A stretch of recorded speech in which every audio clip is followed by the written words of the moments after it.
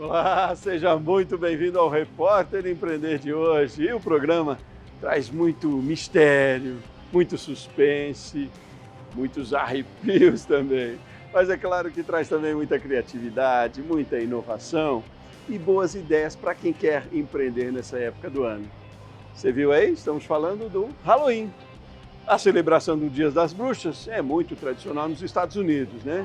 Mas a cada ano se torna mais popular aqui no Brasil também. E influencia muito no comércio e no setor de diversões.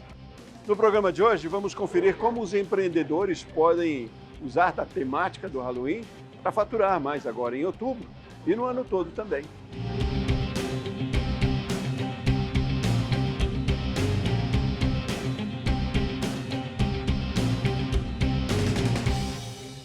O Halloween, ele é uma comemoração, né, realizada no dia 31 de outubro, muito popular nos Estados Unidos, né, mas também presente em países de língua inglesa, em que as pessoas dizem cultuar os mortos, né, elas se fantasiam, fazem festas, né, e crianças saem à noite pedindo doces em troca de travessuras, e as pessoas em geral, adultos, também festejam, comemorando e bebendo. O Halloween, tal como conhecemos hoje, né, ele não tem uma data exata de quando surgiu, nem onde exatamente.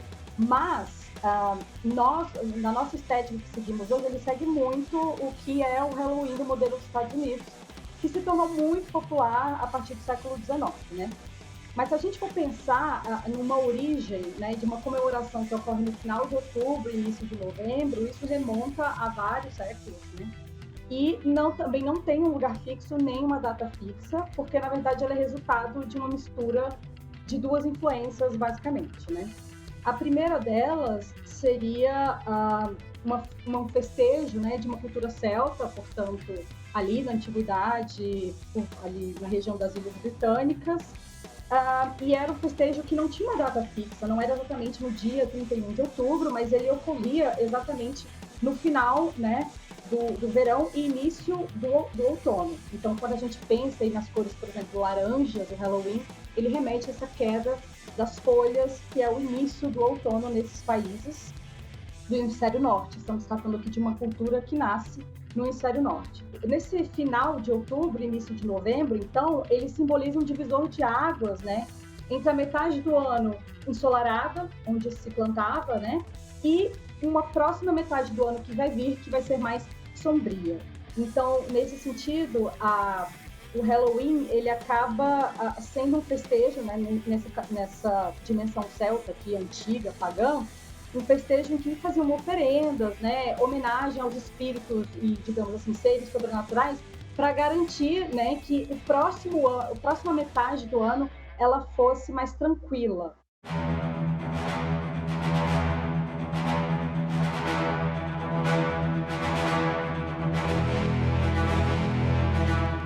A gente também tem, né, o aumento de escolas de idiomas no Brasil, sobretudo de língua inglesa, em que, como estratégia didática, para que os alunos conheçam a cultura do idioma que estão aprendendo, muitas escolas criam o dia do Halloween, né? E, portanto, cria a cultura de que, uma vez ao ano, essas crianças que estão aprendendo inglês se vistam, se fantasiem e vão para a escola, mesmo que ela esteja no Brasil. Então, digamos que no Brasil, essa entrada aí do Halloween, obviamente, muitas pessoas já conheciam o Halloween antes dos anos 90, mas digamos que foi nos anos 90 onde teve realmente essa cultura massiva do Halloween chegando no Brasil, tanto por causa dos filmes, né, da produção cinematográfica, quanto por causa das escolas de inglês. Nos últimos anos, tem ficado muito forte, né, essa influência do Halloween, tanto no comércio quanto na economia brasileira. E a gente vê se tornando mais comum as comemorações do Halloween aqui no Brasil. Né? Não só do Halloween, mas a gente também pode chamar de Dia das Bruxas, né? Ou até do próprio Dia de los Muertos, né? Que seria o dia, digamos, o Halloween mexicano. Então, como uma festa de caráter popular, né? Assim como o Carnaval, essa festa demanda que as pessoas saiam às ruas, que as pessoas se vistam, né, a caráter e se divirtam. E nesse sentido as pessoas acabam querendo se fantasiar. Então é uma festa que demanda confecção de fantasias, de figurino, de tecidos, de materiais de decoração, de maquiagem, né? Inclusive, fomentando inclusive o próprio comércio de doces e de comidas mais criativas, em formatos criativos, e também a própria produção de eventos, né? Então, de certa forma, essa cultura estrangeira influencia, sim, tanto o comércio quanto a economia brasileira.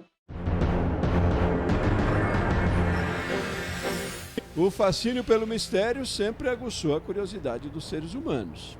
Ao perceber isso, a Patrícia Stefano decidiu abrir um negócio de entretenimento, onde os visitantes pudessem estar dentro de uma atmosfera de suspense.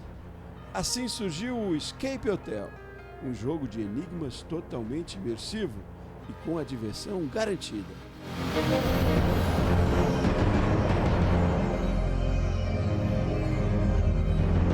Eu sou a Patrícia Stefano, sou uma das sócias do Escape Hotel e trabalho aqui no Escape também como diretora de marketing e diretora administrativa.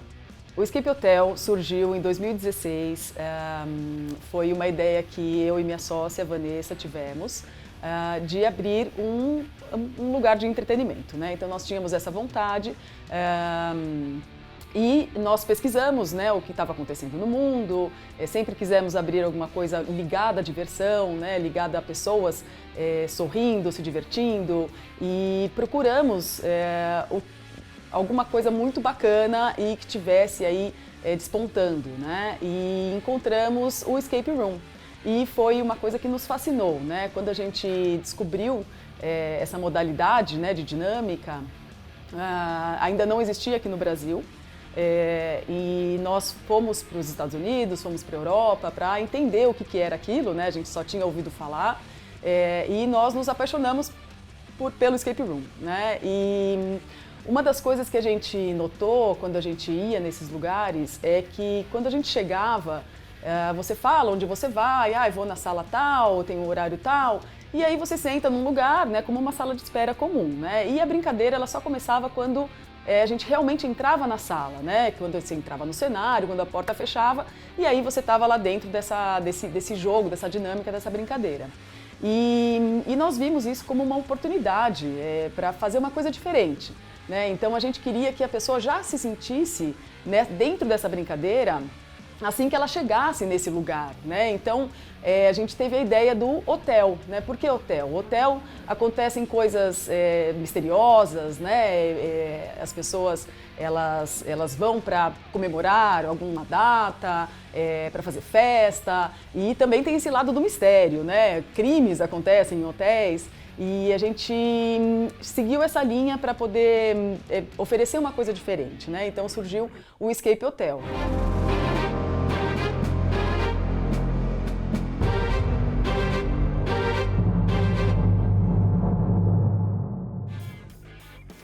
Aqui no Escape Hotel, cada porta te leva para um lugar diferente, né? Então, nós temos jogos com temáticas de hotel, né? Nós temos a cena do crime, que se passa dentro de um quarto de hotel, então você tem que desvendar um assassinato.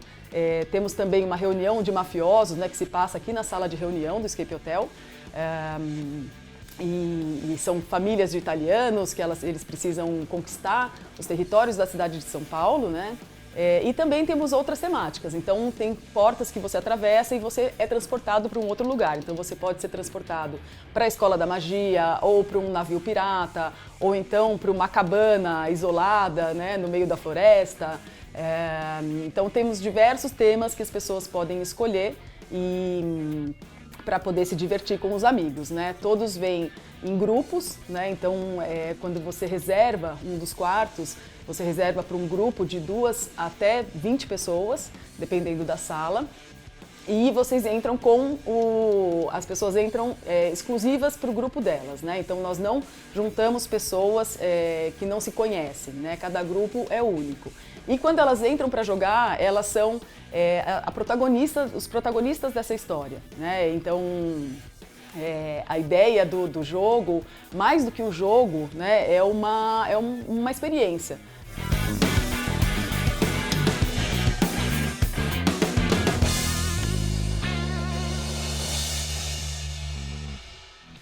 Quando a gente abriu o Escape Hotel, era uma coisa muito nova, né?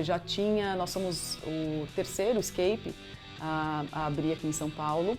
E então as pessoas não conheciam, né? Não sabiam o que era. Quando falava jogo, muita gente falou assim, não gosto de jogo, mas então foi um trabalho para trazer as pessoas, né? Para elas verem que na verdade não é um jogo, é uma experiência, né? A gente fala jogo do escape room, mas na verdade é uma experiência muito maior, né? Imagina que você entra num cenário, você tem todo o cenário, você tem a música, é uma coisa que te envolve muito, né? E então as pessoas foram chegando aos poucos e todo mundo que joga, todo mundo gosta. É impossível não gostar, assim, porque você fica muito imerso naquilo. E então o boca a boca foi muito forte. As pessoas começaram a falar umas para as outras e com isso o Escape ele foi explodindo, né? Até muitas pessoas falavam, eu acho que é uma coisa temporária, e a gente viu que hoje a gente está super estabelecido, né? É uma modalidade de entretenimento que veio para ficar.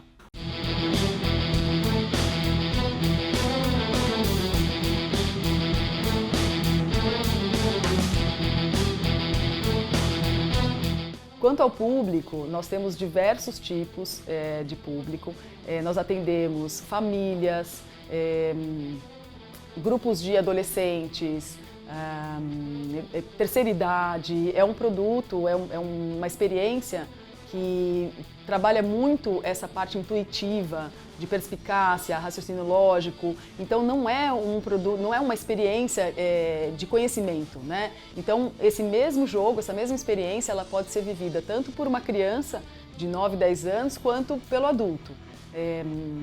Então você trabalha muito esse lado de pensar diferente, pensar fora da caixa, né? A gente fica muito preso a um tipo de pensamento, uma forma de raciocínio, que quando você joga o escape, você percebe que você pode pensar diferente, né? Então, às vezes tem uma coisa muito fácil para fazer dentro da sala e as pessoas complicam aquilo. Elas ficam pensando em 1000 coisas e quando elas veem o resultado, né, o que era para fazer, elas falam, nossa, era isso, como que eu não pensei antes, né? E isso vem muito de encontro com dinâmicas corporativas, para desenvolver habilidades, desenvolver formas diferentes de pensar, desenvolver a integração entre as pessoas. Cada desafio que eles superam, as pessoas vão ficando cada vez mais unidas, né? Elas ficam juntas. Então, é uma atividade que foi muito... as empresas perceberam, né, que trazia muito benefício, traz muito benefício para a equipe e nos buscam muito para fazer processos, tanto de integração, processos de treinamento, onde a gente coloca conteúdo dentro dos jogos, e também tem o público do aniversário, né?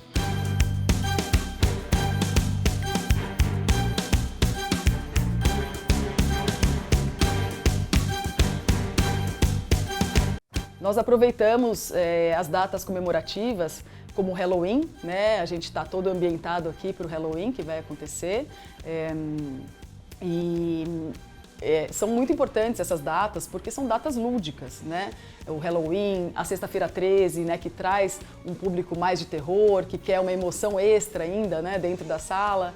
Então nós nessas datas a gente coloca, nós temos personagens que atuam dentro do jogo, né, que normalmente não tem esse personagem, e é sempre para dar aquela emoção, né, um susto, e para dar uma emoção extra aí.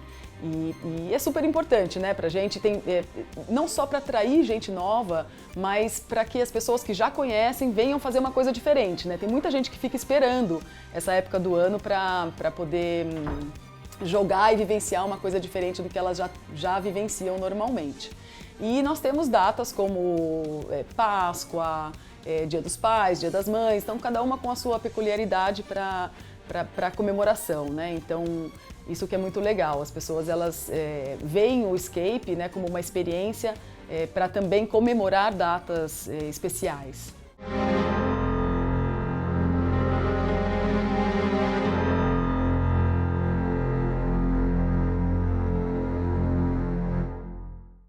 Os desafios para empreender nessa área de diversão, entretenimento, na verdade, deixar as pessoas felizes, né? E criar coisas novas. Eu acho que as pessoas sempre estão buscando uma coisa diferente, né? Então, hoje a gente tem cinema, teatro, boliche, né? Tem um monte de coisa aí para fazer em São Paulo. E o escape, pra gente, a gente sempre está buscando coisas novas. Formas de surpreender, né, nossos clientes, nossos hóspedes. Então, acho que o desafio é esse, né, sempre estar oferecendo uma coisa legal, um produto diferente, ou então mesmo dentro do próprio produto, a gente evoluir, né, e tá sempre pensando em coisas diferentes e mais legais e mais lúdicas, em como a pessoa vai se sentir, né, dentro dessa experiência que ela vai viver. Então isso é uma preocupação nossa, né, e um esforço, e a gente está sempre trabalhando para isso, fazendo treinamento de todas as pessoas que trabalham aqui dentro, para que o cliente se sinta especial, né? Então o desafio é esse, né? E a gente sabe que a gente atingiu isso quando a gente vê as pessoas sorrindo, né? As pessoas saem felizes, elas saem sorrindo. Esse é o nosso termômetro, né? Estamos chegando no objetivo. O objetivo é esse.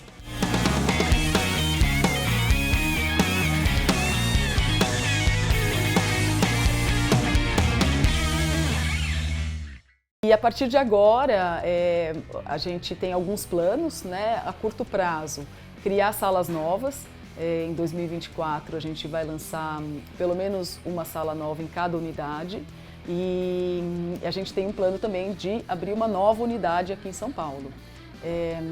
Em geral, os planos assim, mais, né, a longo prazo a gente crescer, né? Então com mais unidades do escape, mas não só com unidades, né, físicas nossas, a gente quer também expandir esse tipo de experiência fora do escape, né? Então nós já fazemos isso, fazemos jogos em company para empresas, jogos para aniversários, então a gente monta em outros lugares e a gente quer expandir cada vez mais isso, né? Porque com o tempo a gente foi criando um tipo de produto onde a gente leva quase que uma trupe de teatro, né? Então a gente leva para um lugar, só que essas pessoas que trabalham, elas não são apenas atores, elas são também game masters, né? Então elas estão acostumadas a saber o que fazer dentro dessa dinâmica, né? Então quando a gente aplica uma dinâmica fora,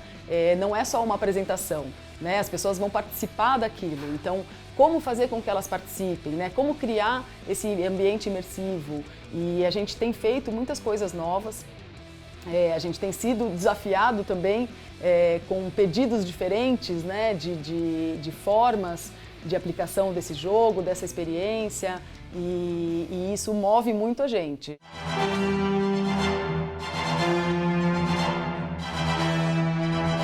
No próximo bloco vamos conhecer um bar feito para os verdadeiros fãs de filmes de terror, o Fantasmagória.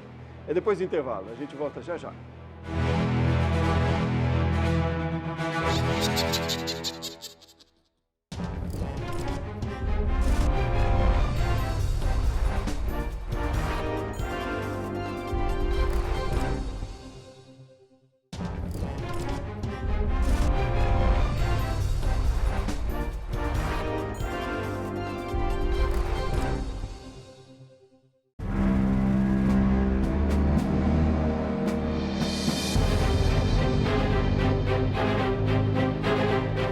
Já pensou em encontrar em um só lugar o Pennywise, o Jason e a Annabelle, ou os palhaços assassinos do mundo sideral? Olha, o que para muitos pode soar como um pesadelo, para os amantes dos filmes de terror, é a realização de um sonho. Pois essa é a proposta do Fantasmagória, um bar de São Paulo que homenageia o gênero do horror, mas que oferece um cardápio de dar água na boca.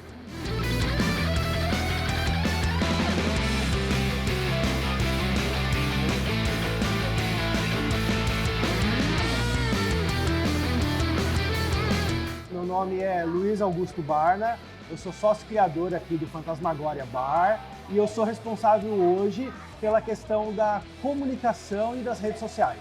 A história do Fantasmagória surgiu de uma questão bem de fã mesmo.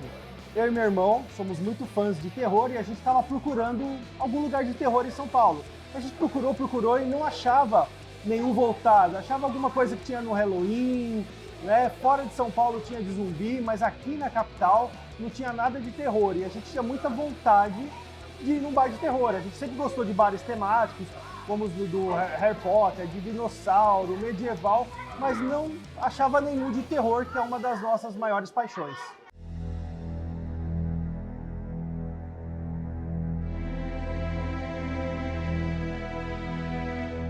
A paixão por terror do meu irmão, eu não sei precisar quando começou, né? Mas eu sei que bem de novo ele tinha essa paixão, muito por influência do nosso pai. O primeiro filme de terror que me marcou foi Poltergeist, que eu assisti com meu pai com 4 anos de idade. E a partir daí eu fiquei apaixonado. Sexta-feira 13, A Hora do Pesadelo. Eu lembro de assistir todos os Sexta-feira 13 que eles passavam, né, à noite na TV. Eu assistia com a minha mãe, era muito legal. Eu tava morrendo de sono, porque eu estudava de manhã cedo e eu queria ficar acordado para ver até o final do filme, para ver quem era o assassino, o mistério. Era muito legal. Must be my imagination.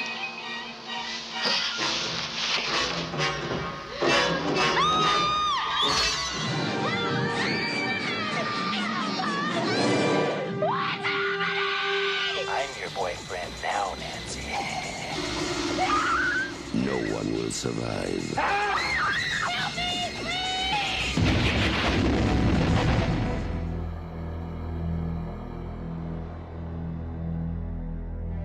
O Fantasmagória foi aberto no final de novembro de 2022. Se consolidar, eu não sei precisar. Eu acho que quem pode responder isso é o público. Eu espero que ele já esteja consolidado, né? Porque é um lugar feito de fã para fã. A gente vê que o pessoal... Eu fico muito contente de ver a galera entrando aqui e ficando feliz no bar, né? Ter um clima legal, tanto para quem trabalha quanto para quem vem enquanto cliente.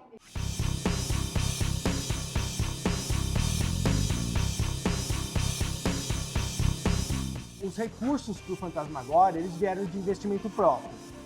Tanto eu quanto o outro sócio, meu irmão, nós temos outros trabalhos. Então eu trabalho com UX, no mercado financeiro, e eu sempre fui juntando dinheiro e pensando nessa questão de... Eu já tive outras empresas e pensando na questão de investimento mesmo. E aí quando surgiu a oportunidade, o local e a vontade, a gente já tinha os recursos armazenados para essa ocasião.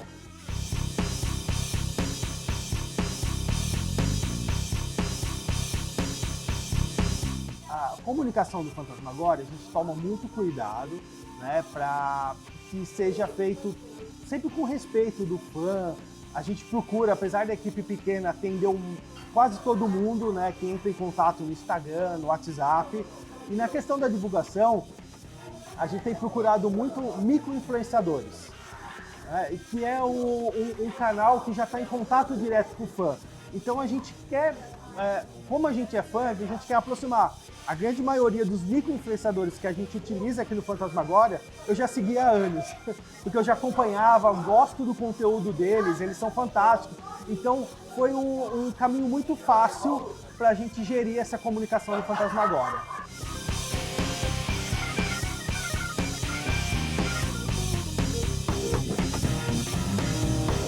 Sobre a questão do faturamento e da sazonalidade, até agora o nosso melhor mês foi nas férias, em julho.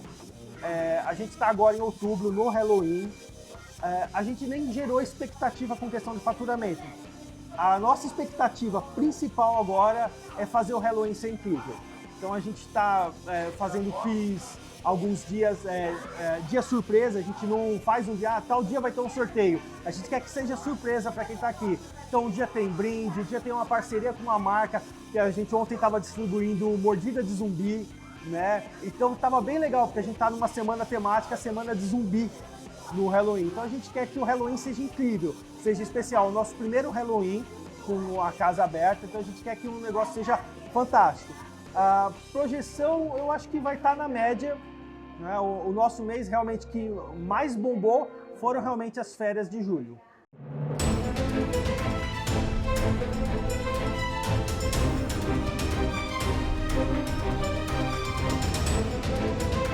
Apesar da temática peculiar, os sócios fundadores do Fantasmagória tiveram o cuidado de caprichar no cardápio e na carta de drinks.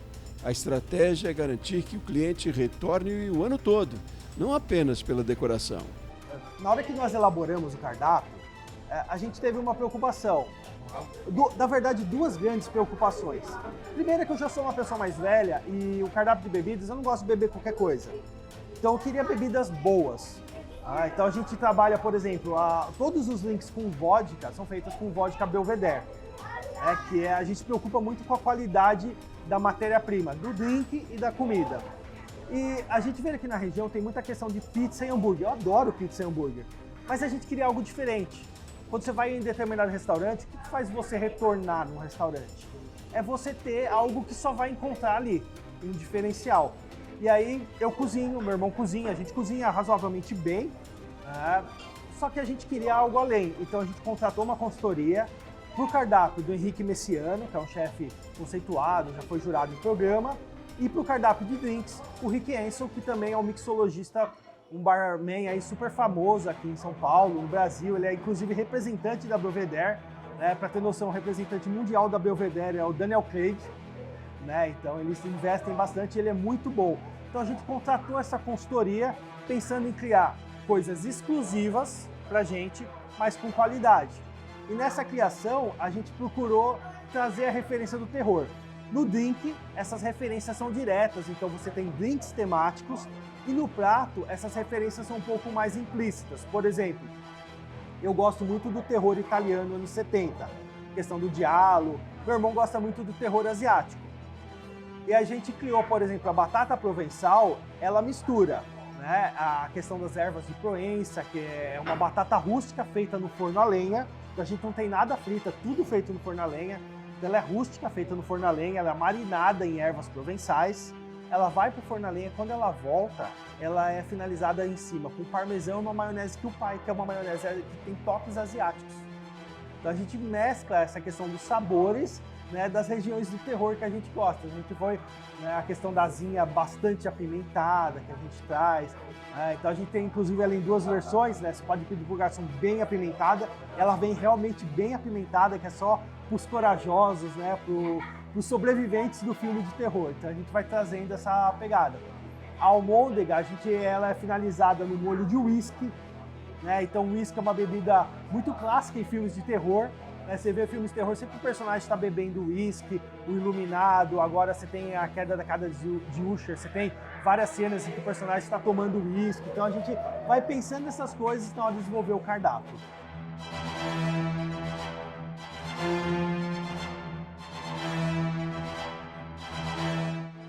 Sobre a decoração do bar, ela foi feita com muito carinho. Inclusive, a grande maioria da decoração é handmade, a gente é feita pela gente mesmo. Então, você vai ter o Jason, por exemplo. O Jason foi a gente que fez, a gente que rasgou a blusa, fez o efeito de queimado, a máscara, a gente ficou com o secador de cabelo para dar aquele efeito que a pele realmente ficou enrugada, de ficar muito tempo embaixo d'água, igual o personagem. Então, a gente foi trabalhando tudo isso com muito carinho. Então, assim que você entra no bar, você tem uma Samara, você tem um Pennywise no bueiro, que é uma cena clássica quando ele arranca o braço do personagem. Então você tem um Jason lá embaixo, você tem um Art do Terrifier aqui em cima, que o Art ele é um personagem sensacional, porque ele é um palhaço que já evoca o terror, o medo clássico do palhaço, mas se você olhar de lado o Art, você vai ver que o desenho dele tem uma silhueta de bruxa, com um queixo protuberante, o nariz curvado. Então ele mesclou ali duas referências, o palhaço com o medo da bruxa também. E o filme ele é bem gore, eu gosto do cinema gore, porque um dos pais do cinema gore é o Zé do Caixão, conhecido lá fora como o Coffin Joe, ele é estudado em várias faculdades de cinema e é uma coisa brasileira, Então um dos maiores orgulhos nossos é ter feito um mural em homenagem ao Zé do Caixão com outros ícones do terror. A gente tem a Annabelle, a Annabelle original, não a do filme, mas a que inspirou o filme do caso real. A gente tem uma Valak saindo do quadro, a referência do filme. Espalhado pela casa, a gente tem vários easter eggs de vários quadros, de vários filmes, filmes clássicos, filmes mais alternativos, filmes dos anos 80 mais desconhecidos, que são todos filmes que nós gostamos. E a gente fez recentemente, acho que a última decoração foi um mural em homenagem à série Supernatural, né, que a gente trouxe a Colt, trouxe a primeira lâmina, então a gente foi trazendo essas referências, né, da série Supernatural e fez um mural bem legal. E a gente tem outras referências espalhadas, como a gente tem a garra do Freddy Krueger, a gente tem uma referência obscura aí do imaginário popular dos anos 80 aqui no Brasil, a gente tem um Fofão, a gente tem um disco da Xuxa, a gente traz essas referências do imaginário popular do terror.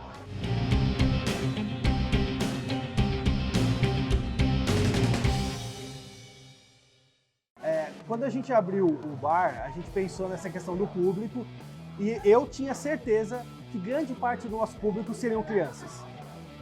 Como eu trabalhava com monitoramento de redes sociais, eu já conhecia e via que o público jovem ele é muito apegado ao terror e realmente esse dado ele se consolidou quando a gente começou a desenvolver o bar e viu que a criançada vem, a criançada ela curte demais o tema, ela é empolgada. E aconteceu um fator muito legal pra gente, que a gente já previa esse aumento do tema terror com a própria mudança de tom de séries como Stranger Things, né, que ela veio na última temporada um tom mais de terror, um aumento de lançamento de filmes, e aconteceu que o lançamento da série da Wandinha proliferou assim o público infantil que gosta de terror, foi de uma maneira absurda, assim, a gente vê. É muito legal ver crianças vindo vestidas de Wandinha aqui pro bar, tem muita gente fantasiada, eu acho isso tão legal, eu fico tão feliz, é muito bacana você ver o pessoal realmente empolgado com o tema. A reação dos mais velhos, ela é uma reação bem variada. A gente tem desde o pai que está influenciando o filho no terror, está apresentando, mostrando o filme, e tem desde aquele pai que não gosta de terror, né, aquele amigo, aquela família. Então a gente sempre se preocupou em fazer uma decoração que ela não fosse tão hard, carregada de referências. Então quem vê, você vê um filme como o Palhaços Assassinos do Espaço Sideral, que é um clássico que não é todo mundo conhece, um filme como Reanimator, são clássicos dos anos 80, então alguém vai pegar uma ou outra referência espalhada pela casa, né, mas não é algo assustador que vai espantar quem não gosta de terror. E nesse ponto a gente teve muita preocupação com o cardápio, e com cardápio de drinks, tanto para atrair, né, a questão de criança, a gente tem versões não alcoólicas dos drinks, e para atrair também quem quer comer algo diferente, algo gostoso, né, mesmo que não goste de terror.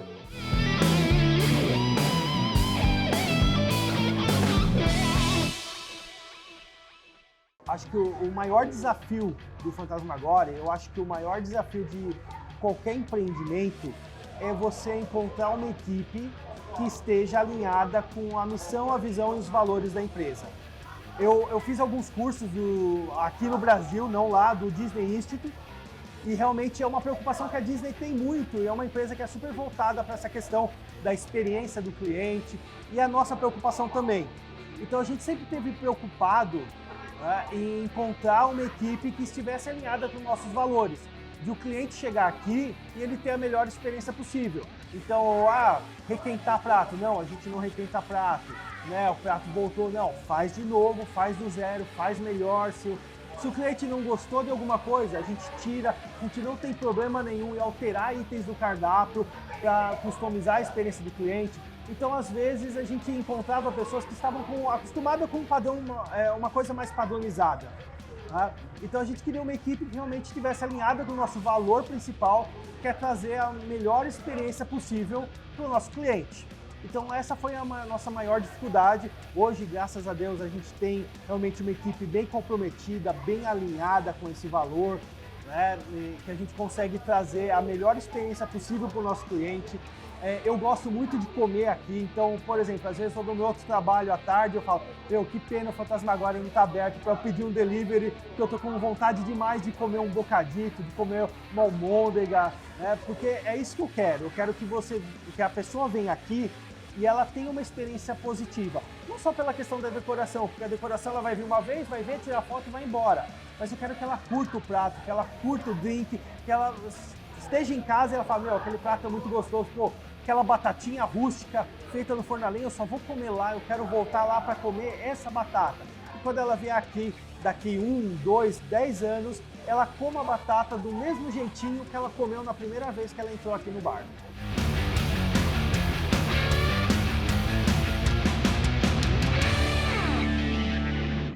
Os planos do futuro, eu acho que o plano principal do futuro é o mesmo do primeiro dia que a gente teve a ideia, trazer a melhor experiência possível. Dentro disso, a gente tem ouvido muitos clientes que às vezes moram em regiões aqui mesmo da capital, mas que não é tão acessível aqui, principalmente da Zona Leste. Então a gente tem pensado em abrir talvez uma filial ou uma franquia, estamos estudando ainda, na Zona Leste, que a questão do Tatuapé ali tem crescido bastante, a questão de bares, né, de restaurante, é um lugar legal. E às vezes para o cliente vir para cá fica um pouco distante, não fica tão acessível. Também a gente recebe muitos clientes de outros estados. Cara, eu quase choro de verdade quando vem um cliente do outro estado e fala, cara, eu vim aqui e eu coloquei na minha agenda que um dos motivos eu queria conhecer o Fantasmagória, porque eu moro em tal estado e não tem um bar de terror, não tem um lugar de terror, e eu queria muito conhecer. Então a gente pondera também essa ampliação de levar o terror para outros lugares. Então a ideia nossa é onde tiver um fã de terror, a gente quer estar lá também.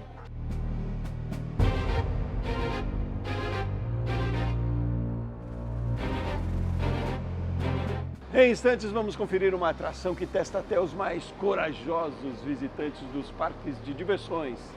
A Hora do Horror, do Hopi Hari. E aí, vai encarar? Já, depois do intervalo.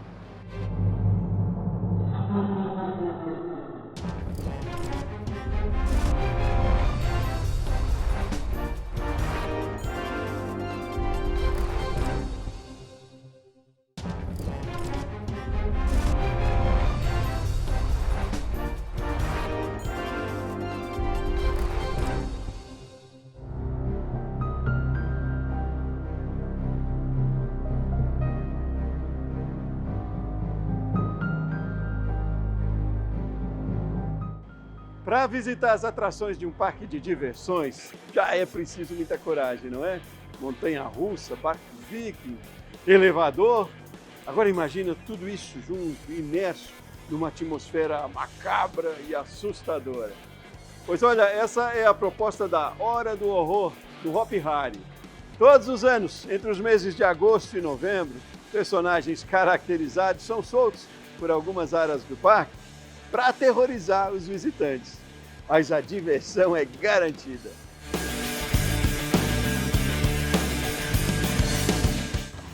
A Hora do Horror no Hopi Hari, ela é desde 2002. Ela foi criada para tampar uma lacuna, um buraco que tinha, até mesmo no Brasil e na América Latina, dos eventos Halloween, tanto nos Estados Unidos como no Canadá, que é onde eles têm até um carinho maior por esse evento do que o próprio Natal. Então, a Hora do Horror trouxe, tampou esse buraco desde 2002 para cá.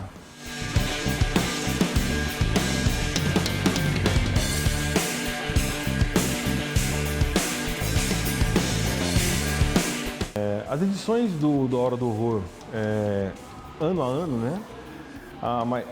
Sempre foram muito bacana, foi muito sucesso. Algumas teve mais relevância que outras, né? Tem umas que foram mais fracas, né? Mas teve umas que tiveram mais relevância. Museu de Cera. Eu gosto de falar muito, até contrariando também, gosto de falar muito do Apocalipse também, que nós tivemos o Apocalipse, que foi em 2019, foi a que eu participei, a primeira que eu participei com todo empenho, né? E gostei muito dessa edição do Apocalipse, mas tiveram também outras muito interessantes, né? E duas edições que marcaram muito também a gente, que tivemos inclusive elogios da própria Universal, saiu em jornal da New York Times, foram duas edições que estavam justamente na época da pandemia.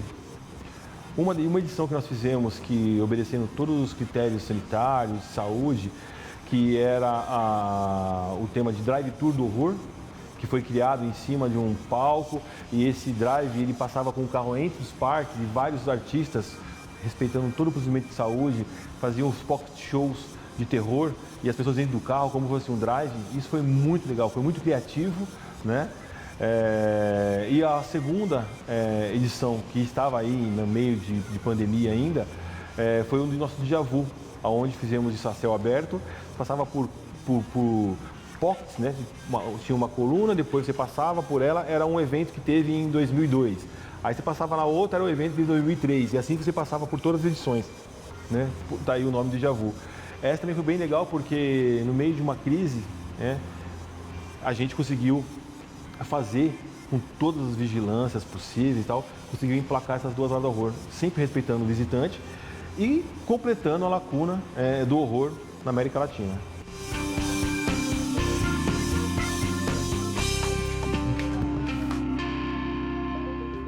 Bom, o Hopi Hari esse ano veio com a Hora do Horror, o tema Tenebris, a vingança dos deuses, né? Eu acho muito engraçado, que é muito até divertido, para não falar que é muito cansativo, né? Os criadores, né? Os criadores desses temas, né? Esse ano, o nosso diretor artístico, Anderson Rodrigues, né? Ele veio com esse tema de Tenebris e essa vingança, né? É uma alusão de guerra no submundo, né? A guerra dos deuses do Egito no submundo. E com isso traz todo um tema que o mais importante também, que é muito importante mesmo falar, o Hopi Hari, sempre que faz a Hora do Horror, ele sempre vem com a crítica do mercado, vem buscar se o nosso tema, se nossa Hora do Horror, aquilo procede, né? Em 2019, quando nós tivemos o Apocalipse, né, houve uma comissão, padres, pastores, para ver se aquilo realmente procedia aquela história. E fomos muito ovacionados por isso, né? Depois o clero, inclusive, veio para ver, veio ajudar, e veio no parque até ver a nossa Hora do Horror. Esse ano, educadores, contando a história dessa guerra do submundo do Egito, vieram ao parque para ver. E hoje torna-se tema de educarem. Então, a nossa história hoje, muitos professores passam a colocar o tema de educar. Então, a nossa Hora do Horror, além de ser maravilhosa, incrível e muito criativa, que é uma coisa assim absurda como os caras têm essa criação, ela também sempre é educativa. Isso é muito bom contextualizar, porque todas as edições elas são auditadas por algum motivo, por algum clero, por alguma comissão de pessoas que são mais entendidas aquele assunto. E esse ano, de novo, educadores vieram e validaram a história, colocando a Hora do Horror não só como um tema de horror, mas também como um clima educare.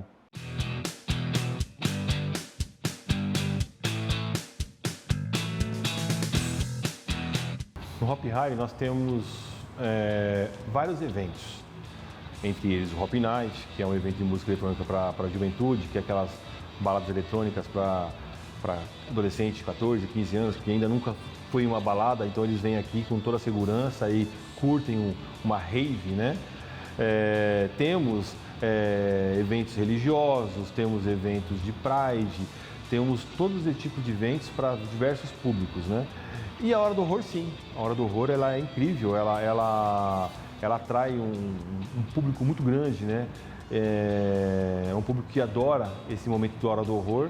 E sim, mesmo com a sazonalidade que o Hopi Hari tem, como qualquer outra empresa tem, empresa de sorvete, cai as suas vendas na época do inverno e assim por diante, o Hopi Hari, sim, tem o seu maior faturamento agora na Hora do Horror, tá? Aumentando em quantidade de pessoas, em visitantes, em todos os sentidos.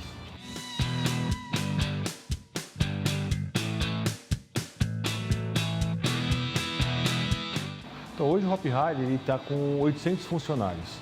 Até por conta que nós estamos num evento hoje, né, propriamente dito, que é a Hora do Horror, mas isso não quer dizer que eu tenha que ter menos quando acabar a Hora do Horror. O Hopi Hari tem hoje uma estrutura, já chegou a ter mais de 1000 funcionários, mas hoje nós temos aí uma situação, uma necessidade de 800 funcionários no mínimo, né? A gente, desde o meu ingresso aqui em 2019, em junho de 2019, a gente vem constantemente contratando para ocupar essas vagas. As vagas são o quê? As vagas são desde auxiliar, né, de operações, atendente de operações, trabalha em restaurantes, nós chamamos de A&B, alimentos e bebidas, São funcionários que estão tecnicamente fazendo todas as manutenções em todas as atrações, que são na área de engenharia, mecânica, elétrica, enfim, refrigerações. Tem a área administrativa. Então, assim, não tem uma divisão, né? Por exemplo, manutenção, engenharia, ela faz a manutenção em todas as atrações. Algumas equipes, elas são específicas para a Montezum. Outras são sem carpintaria, mas mais com madeira. Outras são mais específicas para pneumática e assim por diante. Então, nós temos várias equipes técnicas, né? Para atrações, todos eles navegam em todas as atrações, porque a gente não pode permitir que fique sempre o mesmo atendente na mesma atração por muito tempo. Então, a gente reveza os atendentes por áreas, né? Para não gerar um vício de atendimento. Então, e esses funcionários, eles são, em especial, divididos nas suas 5 áreas, como disse, Caminda, Wild West, Infantasia, Aribabiba e Caminda. E tem toda a parte administrativa também.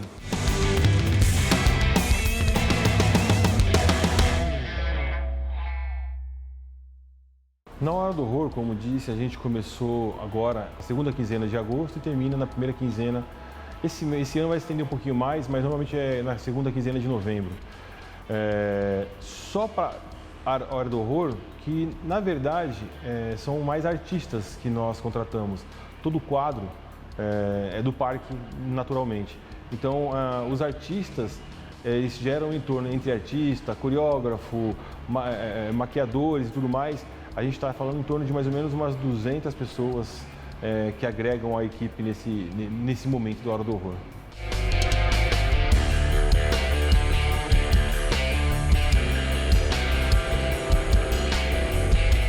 No Hopi Hari, como também em qualquer outro parque temático, aquático, itinerante, qualquer parque, qualquer empreendimento que mexe com vida, um avião, quando você vai fazer uma viagem, um navio, quando você faz um cruzeiro, toda essa engenharia, ela tem que ser fundamentada em preparativos, né?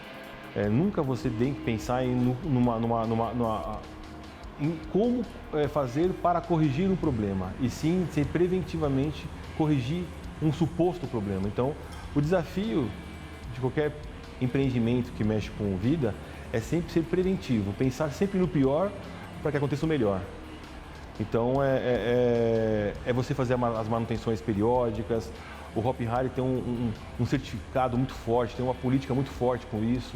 Então, a gente tem que, paulatinamente, reforçar cada vez mais, ser criativos e pensar no pior para que a gente consiga administrar preventivamente uma situação que ninguém imagina e transformar isso aí em conforto para o visitante. Então, o desafio é você estar sempre à frente de um problema.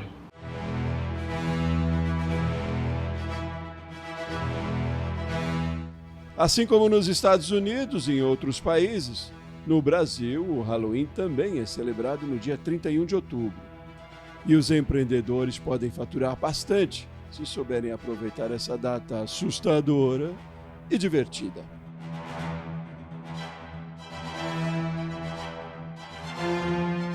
Eu penso que os empreendedores, os comerciantes, varejistas em geral, eles podem aproveitar a data do Halloween para alavancar seus negócios tentando investir na própria estética do Halloween, né? Porque se eles oferecem os produtos divertidos, sobretudo criativos, né, eles conseguem vender muito bem, né? Sobretudo se a gente pensar em crianças, adolescentes, jovens, né, que é o grupo que se engaja mais nesse tipo de festa. Então, eu acho que investir em roupas de festas, inclusive figurinos, né, e fantasias de personagens de seriados que cada vez mais estão mais frequentes, né, em virtude do audiovisual estar cada vez mais dependente do streaming, e nós, como telespectadores, também. Então, eu acho que investir nisso, nessa cultura jovem do Halloween, acho que pode dar bons frutos para os empreendedores.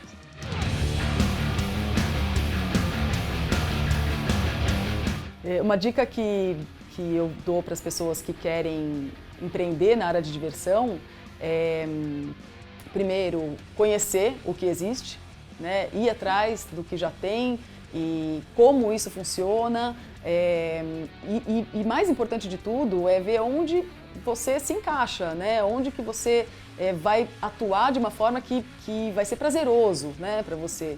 Porque é assim que você também vai proporcionar a diversão para outras pessoas, né, fazendo o que gosta. E uma outra coisa é gostar de atender o público, né, gostar de pessoas, porque gostar de conversar, entender o que elas gostam mais, o que elas gostaram, o que elas não gostaram. Então, essa interação, né, com as pessoas é super importante, não só para saber como que vai o seu negócio, né, mas também para você entender o que elas esperam, né, o que elas querem a mais e que você pode oferecer.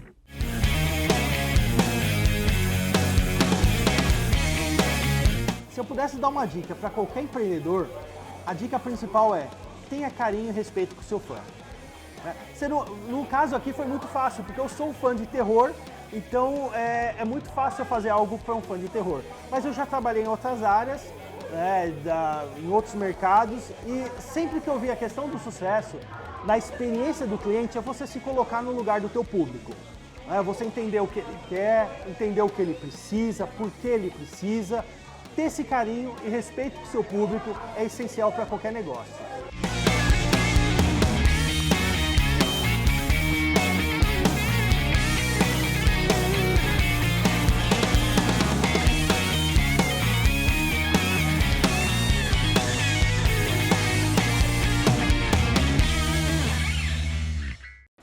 Seja no Halloween ou o ano todo, dá para usar o terror e o mistério para encantar os clientes que são fãs do tema e também outros que gostam de viver uma boa experiência, não é? A dica é sempre inovação e bom atendimento. Pois bem, o Repórter Empreender de hoje fica por aqui. Forte abraço para você e até semana que vem. Ha ha ha ha ha ha ha ha!